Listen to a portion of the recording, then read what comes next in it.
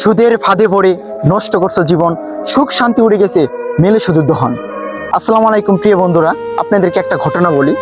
ছেলেকে প্রবাস পাঠানোর জন্য এলাকার সুদখোর বুরহান নামক ব্যক্তি থেকে আলী আকবর 70,000 টাকা নেই।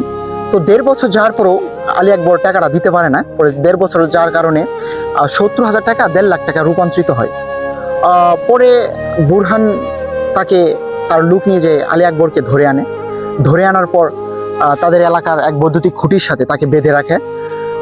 আলী আকবর ছিলেন বৃদ্ধ লোক, 70 বছর বয়স। এই জিনিসটা তিনি সহ্য করতে না পেরে তিনি অসুস্থ হয়ে পড়েন।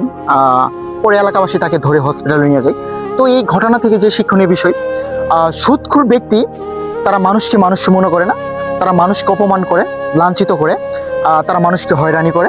সো আমাদের যে বিষয়টা সেটা হচ্ছে আমাদের সুদখোরকে ঘৃণা করা উচিত, আর আমাদের যতটুকু সম্ভব সুদের থেকে আমাদের দূরে রাখা উচিত। আর সমাজে সুদখোর এরা সমাজের জন্য বোঝায়, ইসলামিক দিক দিয়ে বলেন, সব দিক দিয়ে বলেন, এরা সমাজের জন্য অনেক ক্ষতিকর। সমাজকে এরা নষ্ট করে, প্লাস দেশ জাতিকে নষ্ট করে। তাই আমাদের উচিত সুদখোরকে ঘৃণা করা প্লাস সুদের ফাঁদে যাতে আমাদের না পড়ি। আর সুদের ফাঁদে পড়লে আমাদের জীবন নষ্ট হয়ে যাবে।